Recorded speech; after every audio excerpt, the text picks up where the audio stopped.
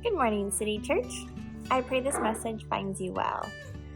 I know sometimes it's really difficult to see that there's a reason for our hard times and that we may feel alone when we're going through our trials. And it's just so important for us to still give God the glory and praise Him, even when it may feel like He's not walking beside us. He is. And He has a greater plan for us, and we're called to worship Him.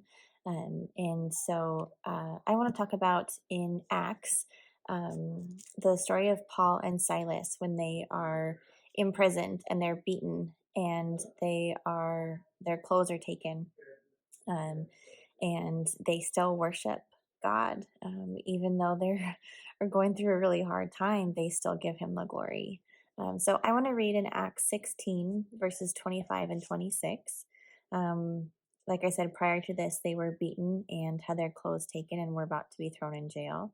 Um, it says, about midnight, Paul and Silas were praying and singing hymns to God, and the prisoners were listening to them. Suddenly, there was such a violent earthquake that the foundations of the jail were shaken, and immediately all the doors were opened, and everyone's chains came loose. Um, what an incredible example that two guys who have been beaten and in a really tough place because they have no idea what's going to happen to them, um, they still worship, and the other prisoners around them are witnessing them worshiping even though they're at their lowest of lows probably. And so incredible that God shows up, and they are obedient and praise Him even though they could go the other direction. They could say, this is horrible, and God, we have no idea what your plan is, and be angry and bitter and not give Him praise, but instead they worship, and they set that example for the other prisoners. And God shows up, and there's an earthquake that releases all the prisoners.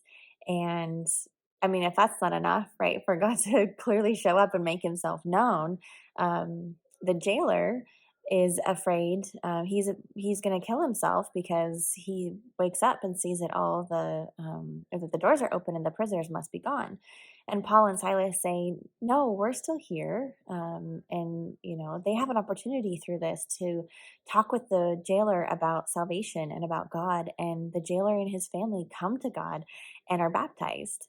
And this story just speaks to me that what an incredible thing that they had no idea that God was going to work through them through this whole thing to bring a man and his family to God.